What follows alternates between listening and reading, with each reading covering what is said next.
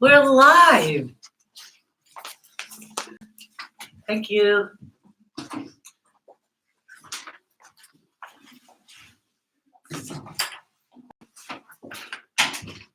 Good afternoon, everyone. Apologies for the slight delay here. We had some technical difficulties, but thank you for those of you who hung in there and are here for our online Master of Arts in Teaching information session. My name is Andre Vandeputta, and I'm the Chief Enrollment Management Officer here at Maine College of Art. And I'm going to pass this off after I give you a quick overview of what the day is going to be like.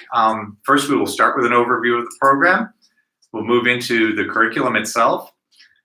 Joel will be featuring some of the admissions requirements. And during the entire session, you'll be able to type in some questions, and then we'll follow up with the question and answer session and then a summary. So off we go. I'm going to pass it on to Kelly, and she's going to introduce herself. Thanks. Hi, I'm Kelly McConnell. I'm the chair of the Master of Arts in Teaching program here at Maine College of Art. We're thrilled that you're here and that we're live online. You know that we had a little glitch at the beginning, so we planned out this whole hour. But if you're out there and listening, if you have any questions that you want to interject, do it right now, because we know this program inside and out, and we have no problem going off script. But anyhow, I already said I'm the chair of the Master of Arts in Teaching program. I oversee the curriculum. I teach the introductory programs. And I want to introduce you to my colleague, Dr. Rachel Somerville. Hi, everyone. I'm Dr. Rachel Somerville, and I'm the Director of Art Education Outreach and Assistant Professor in the Masters of Arts in Teaching program at Maine College of Art. Thank you, Kelly. Thank you, Rachel.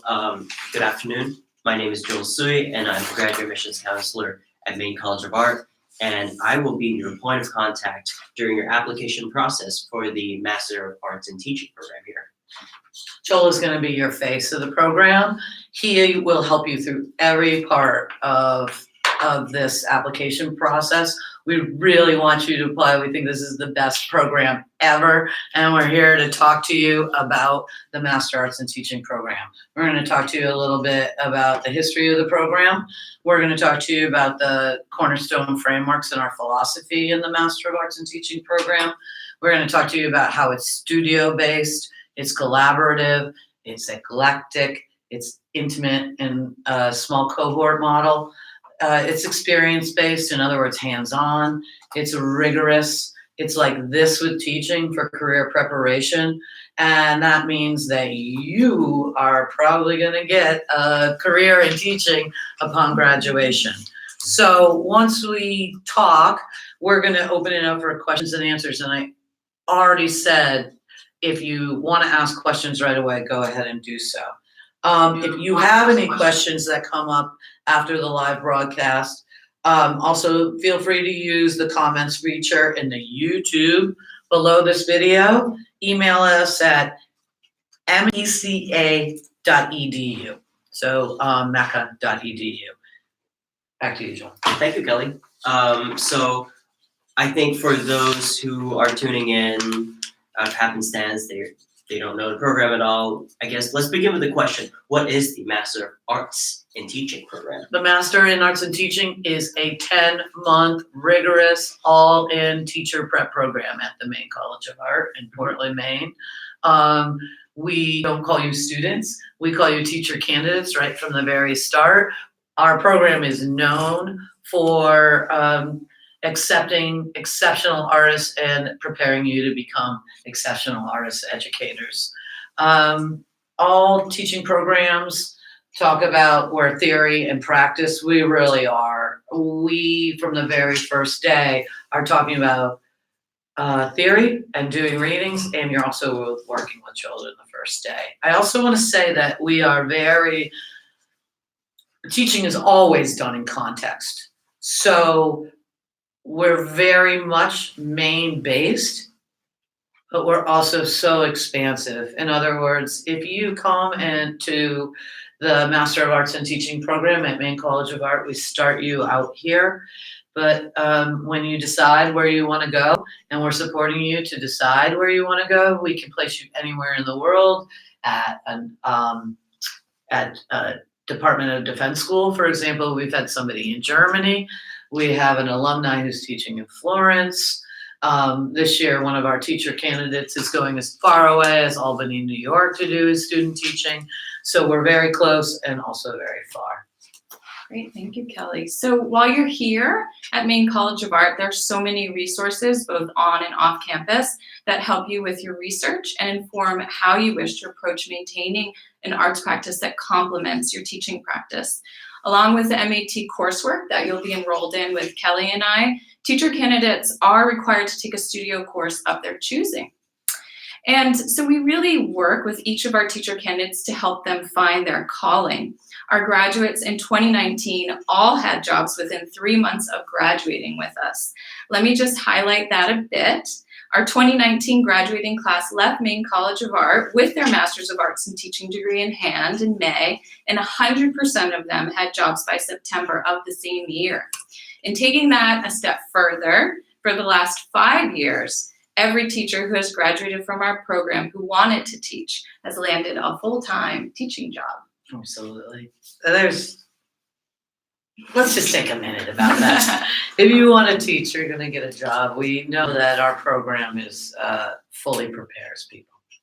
Thank you, Kelly. Thank you, Rachel. I think one thing I also want to prompt as a question is, so this is a master's program, but it's also a 10-month intensive. Mm. So for those who aren't familiar with our 10-month intensive, could you really outline the curriculum of how the 10 months will unfold for our teacher candidates? Rachel already talked about that you take a BFA class. That starts in the summer. I get to teach the Summer Institute. It's a combination of 3 classes that are woven together in an institute. The first is a combination of 2 classes called the Fundamentals of Teaching, Learning, Creativity, and Cognition. So this is educational psychology, the first ideas about what kinds of philosophies are you drawing from.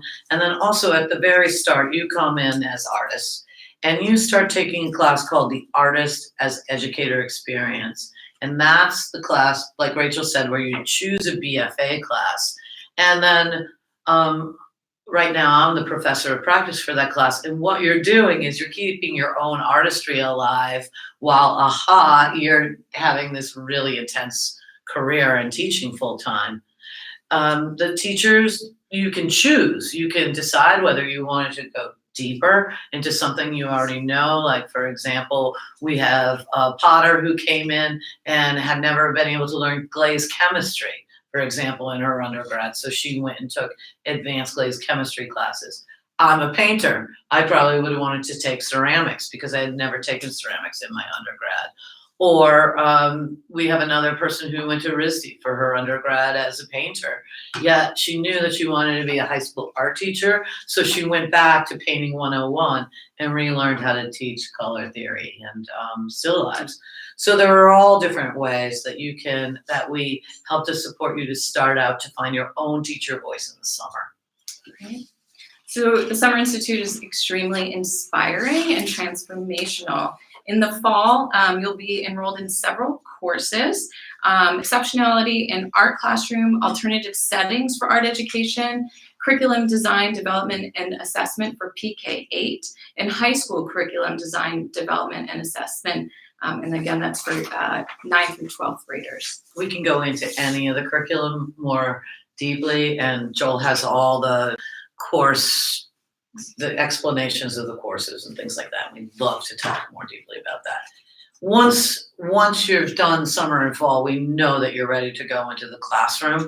We start spring semester in December, and you go into 15 weeks of student teaching. And you also take a corresponding professional practices seminar, which is about reflective action. So in the spring, what you're doing is finalizing what the key components of our program: student teaching, which is the certification credential, and then professional practices, who are you as a professional artist educator. And that's the master degree portion. Thank you very much. So I think another question is, Kelly, when you outlined the whole live information session, you used the word eclectic. So what makes this program so unique that you would specifically use the word eclectic to describe it? We draw from I'll back up. Mm-hmm. we know that there is no one way to be an exceptional art teacher, and we've learned that over and over. And just like people come in all different shapes and forms and learning styles, so do teachers. And teachers, we have to teach everybody. So that said, we make sure that we are allowing you to gain this huge perspective that you can draw from to find your own voice and your own philosophies. Does that make sense? Eclectic means a variety. And knowing that there are many different solutions to the same problem is key to how we teach and learn. And also, again, back to knowing there are so many different ways to be an exceptional teacher, and we want you to be your own exceptional teacher. Thank you. Can you describe a few specific examples of student teaching projects in classroom placements? Yeah, I can talk to you about, I think that we should come up more, it should come up more somewhere in the conversation about how responsive we are to make sure that you as a teacher candidate get the right support to get the student teaching placements that are just right for you, right? Because that's a huge part of it. So for example, we had a teacher candidate a few years ago who came to us with a really eclectic portfolio. In other words, this person built bikes, worked as an upholsterer, and drew large-scale realistic figurative works in graphite. And so when it came time to have this person do their student teaching placements, they were placed in the Portland Public School system for elementary school, where this person talked with kids about what are their inspirations and collections, and started a whole moth collection with kids. And then all their work came out of that. And then we sent him to, this person had grown up in Portland, so we sent him to another Portland Public School placement for high school. We usually try to do a range, but we thought this person's going to end up teaching in Portland. And so he went to a very traditional high school. During high school, taught AP, taught, basics. Well, when it became time for him to go out and get a teaching job, he now leads a tinkering program at a Portland public school, a private school. There was no such thing as a tinkering program, and any of the Portland schools before this teacher had experiences and a range of theory that he knew he could put to practice to figure out a whole new program. And that's what our whole program is about. We only accept 12 to 16 people, so we can be extremely responsive to you and who you are, and we can shape and mold the things that we do really well into finding the exact right fit. So while you're in the program, we're taking care of you, but we also know this is a whole part of your holistic journey as an educator. And I think we're able to be so responsive because we've built a really strong network of educators in Portland and the greater Portland area. So both Kelly and I are supportive of these placements. We're offering formative and constant feedback throughout your mentor placement, your student teaching placement, to make sure you feel comfortable, that your mentor teacher is also responsive to your needs. The other thing is, Rachel, if you talk more about it, even before you're going into that 15 weeks of student teaching, there are 120 hours of field work with the corresponding summer and fall classes. And Rachel just led alternative settings for art education, where we had hundreds of middle school and high school kids coming through here. So can you talk a little bit about those community partnerships and how strong they are? Yeah, so again, I think what's so unique about this program is it's all about learning by doing. So we really model that as faculty and provide you with immediate placements beginning in the Summer Institute. And you're working with a wonderfully diverse student population in Portland. So we want you to have a broad range of experiences. And so that's provided from the Summer Institute and into my course, Alternative Settings, where you have about 3 to 4 different placements within the community. Yeah, it's really neat. And when we think about complementary, making sure that everything about your time here is complementary to industry. Like we do want you to get a job, for example, this year, thinking about close and far. There's a program called International Baccalaureate, right? IB for short. And so different schools, even local schools like Kennebunk and Gray, are IB school districts. In other words, they use the same kind of evaluation system as schools around the world. So we have a teacher candidate who's going to do the bulk of his student teaching in Lagos, Nigeria. And the rest, we want to make sure that he has what he needs to come back we think he's going to teach internationally.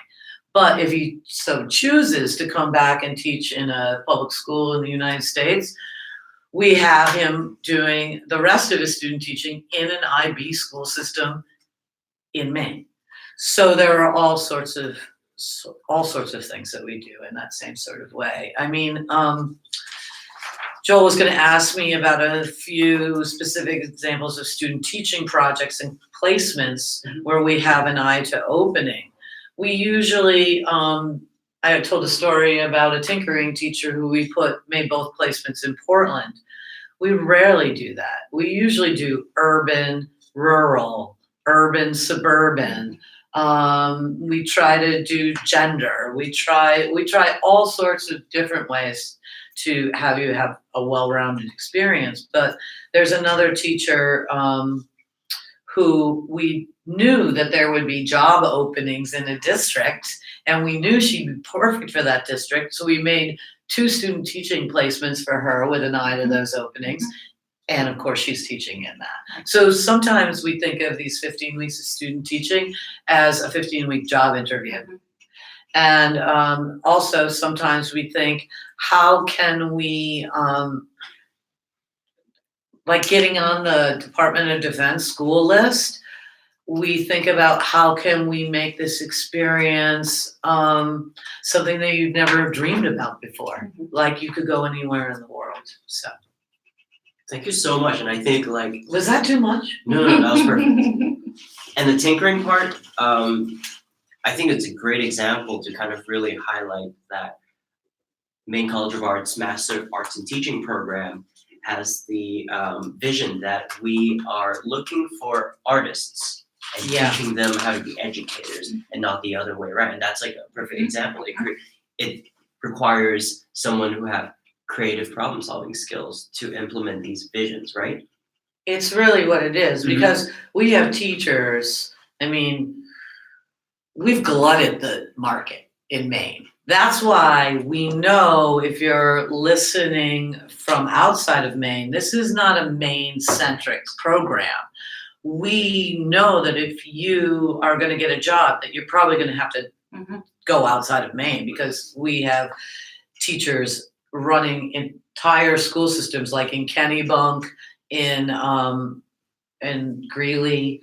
So we're filling up whole positions. And so the other thing is that besides those public school placements, we have teachers teaching in all sorts of private schools in Maine. And then beyond that, we have a teacher named Tess who's teaching in an international school in Florence. So she's there for her first time this year, but in 2 years, we're going to be making student teaching placements at an international school in Florence. Like, it's amazing. And let me just say something else to back up what you're saying.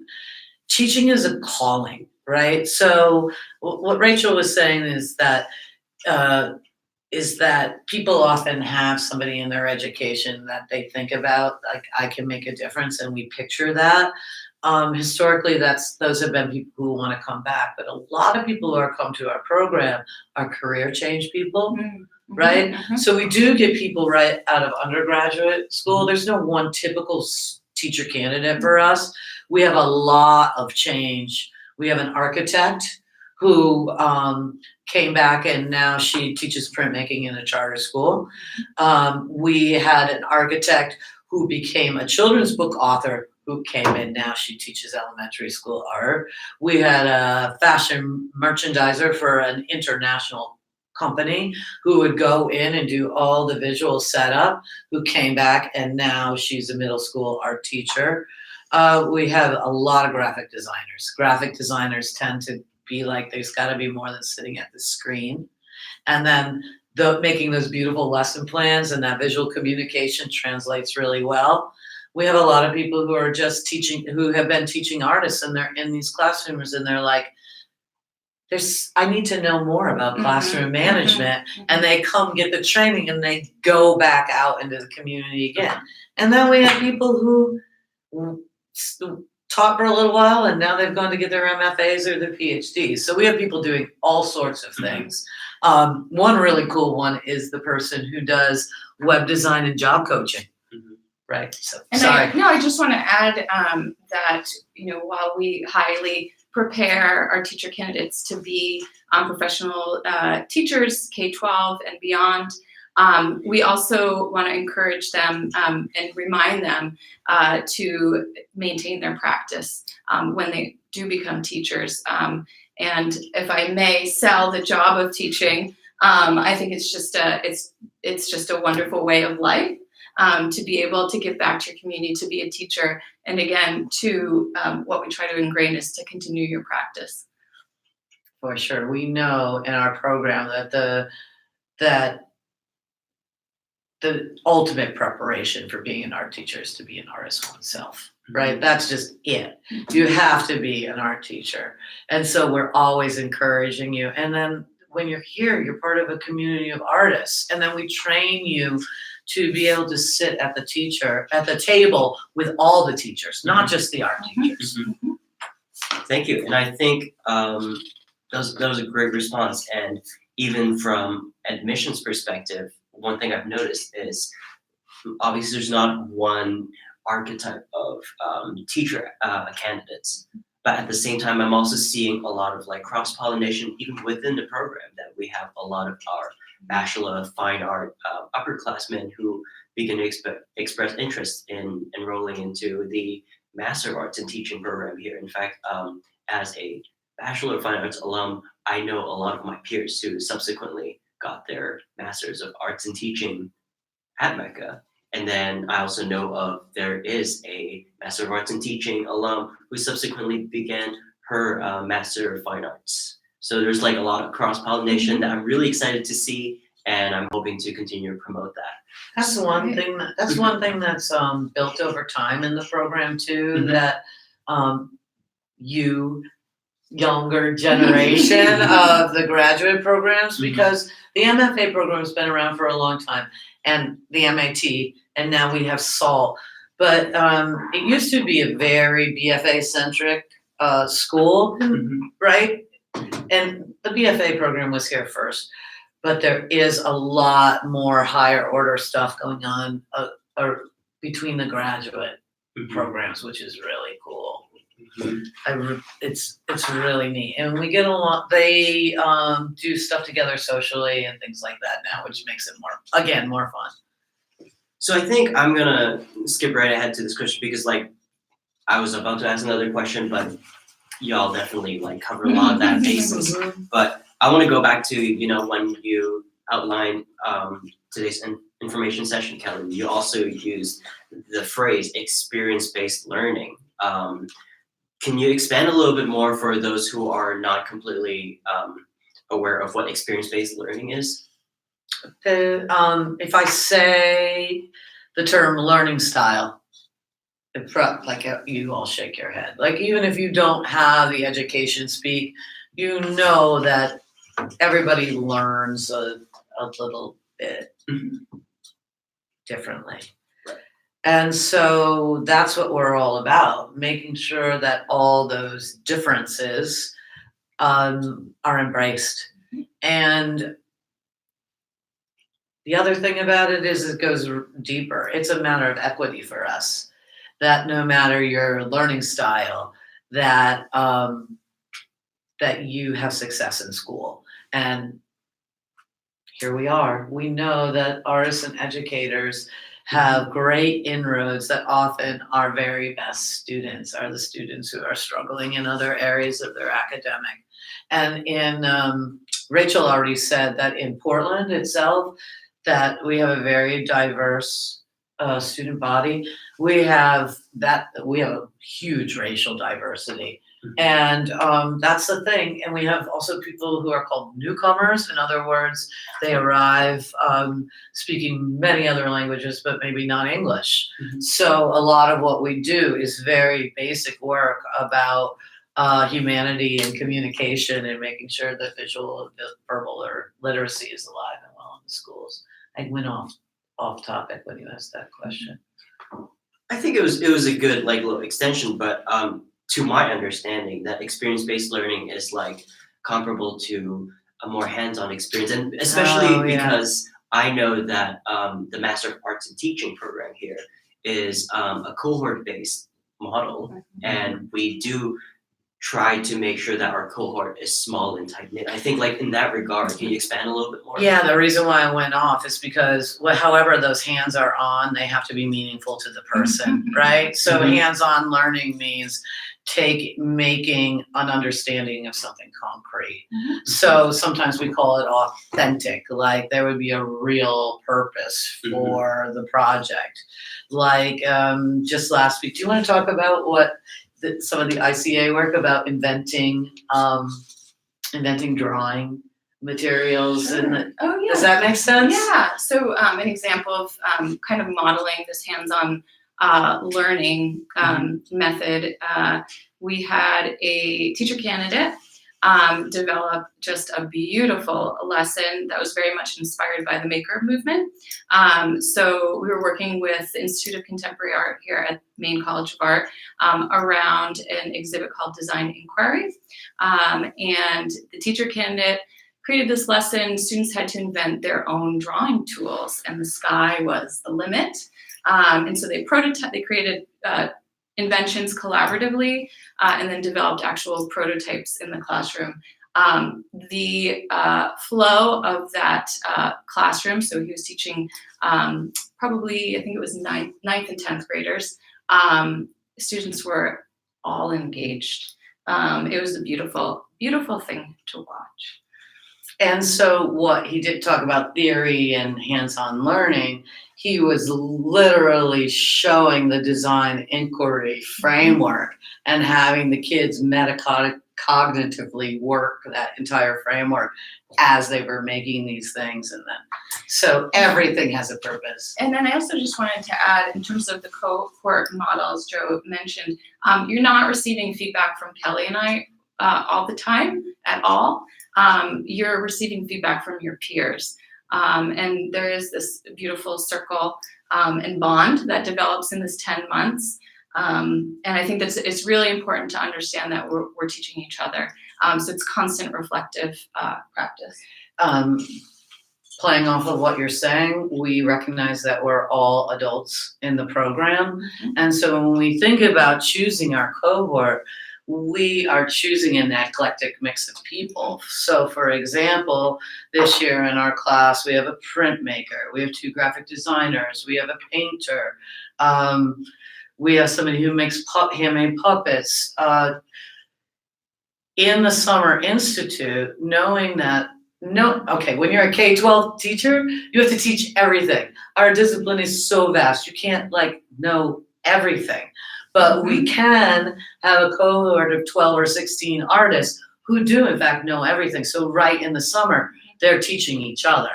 And like Rachel said, our beliefs are that we don't think that the person standing in the front of the classroom as a teacher is the one with all the information. Everybody else is just opening up their heads and being filled up. We are all facilitating and learning and unlearning all the time. So all hands on, all in, all the time.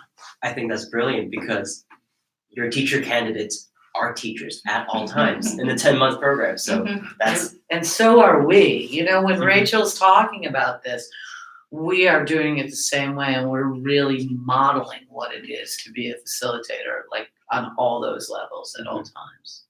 That's awesome. Thank you so much. I think one last thing I would like to bring up that I think is quite important because we make sure our teacher candidates have the skills to go out there and start teaching. But they also have to get the job. So I want to like bring up that Maine College of Art has this great program called Artists at Work. It's led by Jessica Tomlinson, great person, helped me out a lot as an alum as well. So the program helps identify opportunities for both current students and alumni. And Kelly, I know you work very closely with Jessica on making sure that you connect the teacher candidates with the right people. So I think, could you expand on that a little bit? I would love to. I mean, anybody who's been at any other college, I'll just tell you right now, Jessica Tomlinson provides the kind of job seeking support that I've never seen at any other school. So when we, right from the very start, we were talking to Jessica about what are the industry benchmarks. So every time in our program, we want to say you're right where you should be at the end of summer, in the fall, and in the spring when you're graduating. Jessica's there with us, right? It's authentic. And so, right, all the time, Jessica is helping to update teaching philosophies, resume writing, cover letters up into the spring, where I am inviting principals in from local schools, and we're doing mock job interviews, and then you're already applying for jobs, and we're helping you to refine your letters with Jessica. Jessica does a phenomenal job, but we're also to the point in our program where principals call up and say, who do you have for us? So that is all because of all the work that we've done beforehand with our community partners, so that our reputation and the rigor and the excellence of our program now precedes us. That's amazing. Thank you so much. And I think personally, to advocate for Jessica, she has helped me like bridge me with a lot of amazing opportunities, and one of which is the reason why I'm sitting here talking to this camera. So I can vouch for Artists at Work being an incredible asset to Maine College of Art, and specifically our Master of Arts in Teaching program. Absolutely. So I think that covers most of the basis of what entails in the program. And I think coming back with the admissions hat, I want to present an overview of the application process and requirements for full admission to the MAT program. I want to be a little bit conscious of the time, so I'll just focus on the admissions package of like what are the things you need to complete the package on my end, so I can present to the committee to start reviewing and see, is this a person that's right fit for as a teacher candidate? So to complete your application package, you will need to complete your application form, and then you have to pay for a application fee. And according to my notes, it is $50 for applicants in the United States, $70 for international applicants. Yes, we can actually accept international applicants as teacher candidates. But if you're watching this right now, you can waive the application fee. You can waive the application fee by using the code ADM. So that's awesome because you can apply twice for free. Don't wait to start the application. That's the key thing. You should do it a little bit at a time, and then Joel's going to give you all this formative feedback as you go. Rachel and I cannot look at your application until it's complete. So. Right, and you can complete in small sections. You can send in like your application form and then submit the other materials. You don't have to like throw the entire package at me in one go. So moving on, you will also need to submit an artist statement. So that's a little bit different from other programs where you have to have a letter of intent. And I think that's something we talked about earlier, that we are looking for creative-minded people and teaching them how to be a teacher, which is why we put so much of a focus on knowing that you have a creative practice and you are able to kind of express what your practice is. One thing that's really cool is that, see, you're sitting here and looking at us. We're your audience for that application. We just want to know you. So as a potential teacher applicant, And when you have your virtual interview, it's probably going to be the same setup. Oh, it's yes. Maybe I'll sit on that side. Okay. Maybe I'll wear a nicer cardigan. And then another thing is you will need 2 disposition checklists from your recommenders. And I think that's something, Kelly, can you explain a little bit more about the disposition checklist? We want to break down the barriers for you applying. Sometimes it's hard to go to a recommender and say, I need a letter of recommendation. We've made a form that we think is easier for your recommenders to fill out. And dispositions are like, who are you and how does that show up in your affect? One of the dispositions is that you would show joy about the visual world, right? So we just give these prompts and this really quick checklist. There are no right or wrong answers, but it's really important to us that we get a whole view of who you are as a person from your recommenders. Thank you. And then moving on to the next thing is you have to submit your CV or your resume. And then you'll also have to submit official transcripts. We want to know your academic trajectory, and that really helps us understand who you are, who you will be, and how we can help you become who you want to be. And I want to talk a little bit more about the transcript. So to be eligible to apply for the Master of Arts in Teaching program, I think to boil it down to the simplest terms, you will need to have 30 credits in liberal arts, correct? No. 12, thank you. 12 credits in liberal arts and 30 in studio credits. On top of that, your liberal arts GPA has to be a 3.0 or above. That's where I got mixed up. Yeah. And then the studio GPA has to be a 3.2 and above. Yeah, that's all online. Yep. It's all That's correct. online. That's Correct. all online. And then one of the last things in the application package is a portfolio submitted through SlideRoom, and we are asking for 15 to 20 works that covers a wide variety of mediums. And wide variety sounds a little vague, but I think most of us are looking at a healthy balance of 2D works and 3D works. More importantly, we'd like to see your portfolio of work to be done in the past 6 months to a year, correct? Yeah, and we can go to the gray zone on this stuff. We have high standards. We have really high emission standards. That said, Joel is a human being on the other side of the application, and he can talk to you more about this. We say we want you to have work on there from the past 6 months because we want to make sure you have an active studio practice. That said, we don't expect you to necessarily be sending us in museum quality works that you've done in the last 6 months. We're artists too. We also know that artists don't go in their studio and just bang out a still life, but we need to know that you can do a range of work in a variety of media that you would use with K-12. So talk to Joel more about it. If you think about the 15 or 20 slides, we want to see that you have an active studio practice, and we also want to see a range of media, right? 2D, 3D. I think totally agree. We ask for that because we want to see you have an active studio practice because, again, the Master of Arts in Teaching program is here to look for strong artists and teach them how to be strong educators as well. So that's kind of why we have this requirement. But of course, talk to me.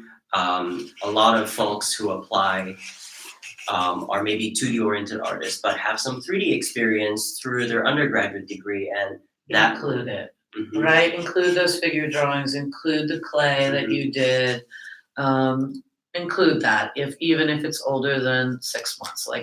I probably wouldn't have been able to apply for the program because we didn't even we had slides back when I was doing that work. So if there's any spirit that you can take away from this, we want you to apply. We want there to be low barriers. We think this is the best program in the country. We think teaching is the best job in the world. Joel's a really nice guy. Start the application. You can do it for free. And then talk to Joel. Don't go it alone.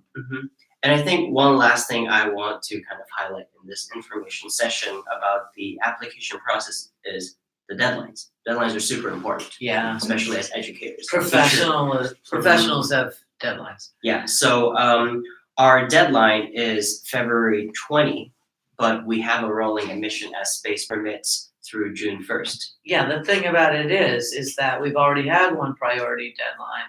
And if you want to have a Portland Public School placement, we have to do those placements the spring before. Like Rachel's already started to set those up now, even though our teachers haven't even gone into their student teaching. So, like anything, if you apply before the deadline, then you have more privileges than other people. That includes key placements, scholarship money, any of it. And every part of everything that you do is akin to teaching. And in a professional practice, when you're a teacher, you have deadlines. So that's one of the first things. If you can meet a deadline, we think you're pretty cool already. And I just want to add, again, getting started with the application, I think try not to hesitate. The barriers are really low for these initial pieces of the application. And my experience is that admissions is so responsive and so helpful and so welcoming. And so any questions you have, I know it can be very intimidating to get started. Joel will be here to answer them. Thank you. So I think that concludes our info session today, correct? Do you have anything you want to add before I hand it off to Andre? This is the best program. It's the best. It's very Come, we'll have so much fun. And you'll get a job. Thank you, Andre. Okay, well, thank you, Kelly, Rachel, and Joel for all of this wonderful information. I just want to remind our viewers that the video will remain available to anyone who attended, and it will be available for you to review if you'd like to review parts of it, or if there are parts that you really wanted to hear again. We also have an opportunity for you to come and visit us on January 25th. There will be an open house here in Portland. And I would highly recommend attending the open house if you are serious about applying to the MAT program for 2020. Also, there's the free application for federal student aid, otherwise known as the FAFSA. That's available and up now. I would work on the application first, working together with Joel, but simultaneously take care of the FAFSA, which you can also apply to now, even before you know of an admission decision. You would want to choose the 2020-2021 form, and MECA's FAFSA code is 01163. That's 01163. Okay, we also have another opportunity, which is a graduate portfolio day coming up on December 6th. You can find the link on our website, and you'd be able to get some feedback as far as sharing some of your work with us, and Joel and I will be present to offer feedback on portfolio pieces that you'd like to share with us. Again, that's from 6 a.m. to 4 p.m. Eastern Standard Time on December 6th. Again, Joel is your point person. His email address is joel.tsui-staff@meca.edu. Okay. Thank you all for attending our online MAT information session. I hope that this has been helpful, and we look forward to hearing from you sometime soon. Thank Thanks. you. Thank you. Bye.